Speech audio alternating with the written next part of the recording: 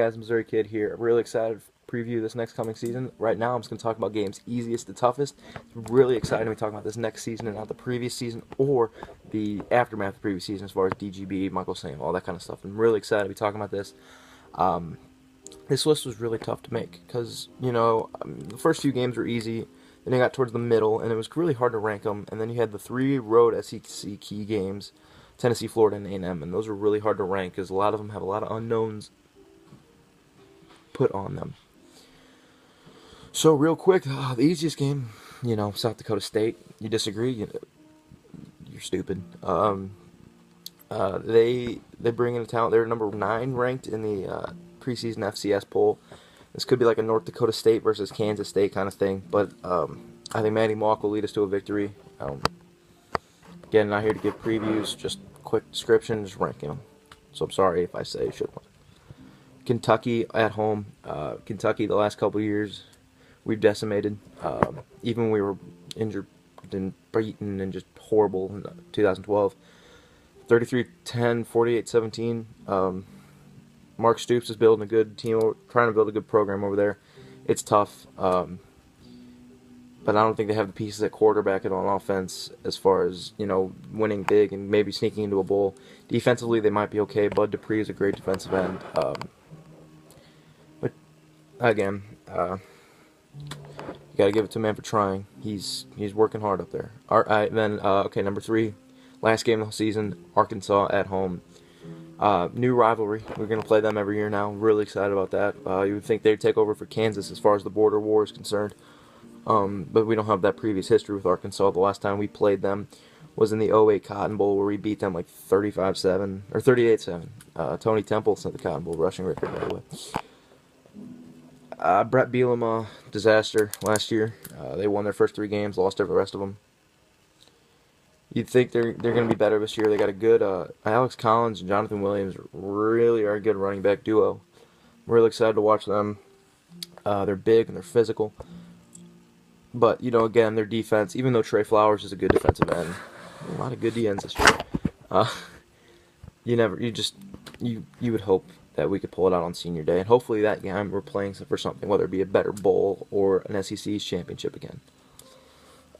Next, at home against Indiana. Kevin Wilson always has a great offense. Even though they lose Trey Roberson and Cody Latimer, they still got Tevin Coleman in that backfield. They still got Nate Sudfeld. They still got a decent O-line. So they're going to put up some points at Faroe, but our offense should be able to match it. The only concern here would be if, because of some of the losses we've had, our offense isn't clicking. But I think we should be able to beat up on Indiana on offense. We'll see how it goes defensively. The next game is the homecoming game against Vanderbilt. A lot of unknowns about Vanderbilt this year. They lost quite a bit. They still got Jared Seymour in the backfield, who I think is a lot like Zach Stacy, big physical running back. Derek Mason is their new coach. James Franklin is out, and you really got to wonder what that's going to do to him. James Franklin had them amped every game, and I know Derek Mason's a good defensive coordinator, but he's never had that head coaching position at this level before, so you're wondering how the players are going to take them. He wasn't recruited by them. They beat us 2 years ago at home, 19-15. We beat them last year 51-28, so we got to get a good lead on the series. First 3, take the first 2 out of 3. Next game, I think at Toledo. That game scares the shit out of me, honest to God. You go on the road, they lose a bit too. They lost David Flolin, Terrence Owens, but we have lost a lot too. And we did not play them well last year. Out of all the games that we dominated, for the most part, I'm talking Vanderbilt, Arkansas State, Toledo. We did not dominate Toledo, that's what I'm trying to say. We beat them 38-23 and had some weird things happen to win that game. It was hot. I don't think we were ready for the physicalness that David Flolin, Terrence Owens, and some of these other guys put on us, and it was a scary game. So at Toledo, Glass Bowl, 29,000 people, but it's a loud MAC stadium, and MAC, you're getting the defending SEC East champions in your house, defending Cotton Bowl champs. That place is going to be revved up for it. Of course, when we scheduled Toledo, we didn't think we'd be that, so UCF at home. 2 years ago, we went down to UCF, came out with a 21-16 decision. Gary Pinkel said later we would not have scheduled that game if we knew how our SEC schedule would have been laid out. Because I think that year we had Georgia in week 2, then we had Arizona State, then at South Carolina, then UCF. And of course, it's 90 degrees down there. It's humid. It's hot. He wasn't blaming anyone. He was just saying, hey, I wish I would have known that. So I could have just cut that game. It was a tough game, and we pulled it out. And then, of course, last year, UCF goes on a great run, wins the AAC by upsetting Louisville. Only the losses is South Carolina. Of course, beat us. And then they went on to win the Fiesta Bowl against Baylor, and they actually did really well. I mean, they lose Blake Bortles, they lose Storm Johnson, but they still return Willie Stanback, who's a physical runner. This game at home, you'd hope they can win, but it's a game I'm really looking forward to. I was hoping Storm Johnson or Blake Bortles return because I could look forward to it that much more, but they didn't. Best of luck to those two guys in the NFL. Now here's where it got tough for me. Ranking these next 3 games were hard. These games were so close, like here. If you disagree, you want to leave a comment why your team might be better than this team, just let me know, and I'll try and talk to you about it and comment back. So, the fifth hardest game of this next season is Tennessee, at Tennessee, in Neyland. 2 years ago, we went to Neyland, won 51-48 in 3 overtimes. Last year, we beat them 31-3. Not a great performance by Mizzou, but the defense held strong. Had a freshman quarterback going for Tennessee. They're more experienced. The unknown about Tennessee is the O-line. The last 2 years, Tennessee's had a big physical O-line. They don't have it this year. They lose Rajon Neal, I think. No, screw that. If you're Tennessee fans, I think they lose Rajon Neal. I'm not sure. Marlon Lane or whatever. I'm sure names. Defensively, the last couple years they've been bad. I think all of Vols fans would agree with me. Showed improvement last year, towards the end of the year, but they only gave up 7 points in the second half to Mizzou. But I just think these next 2 games are harder, not by the slimmest of margins. So the 4th hardest game of the year is at Florida. Florida, of course, last year 36-17 win. 2 years ago, 14-7 loss.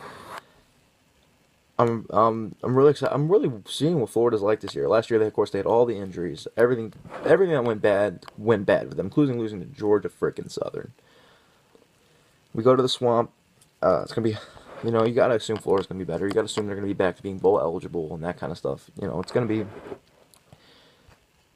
back to Florida. I don't know if they're gonna win the SEC East. I doubt it. They're probably gonna hover around the 8-9 win range, but that's going to be a good game, and that's a game I'm really looking forward to. Jeff Driscoll's back at quarterback. They're really trying to implement a new hurry-up, speed option, passing attack for him, but I don't know if they have the weapons to do that. But we'll see. 3rd hardest game is at Texas A&M. Texas A&M loses Johnny Manziel. Thank God. They lose Mike Evans. They lose Jake Matthews. How good are they going to be? As far as Kevin Sumlin's concerned, they're going to be really good. They recruited like mad. They got Kyle Allen, whoever's going to start quarterback for them. A lot of talent on the team. Kyle Fields going to be going like crazy. There are a lot of question marks with them too. How are these guys going to step up? Like Ricky Seals-Jones, the Speedy Knoll kind of guy. You don't know how these teams are going to do. So you're really interested. I'm really intrigued to watch A&M this year. I don't think they'll be putting up the points, but I think the defense will be better. I think the offense will be able to do just enough. But if all the freshmen and sophomores that they have find it, watch out for A&M. They could be right back in the national title conversation.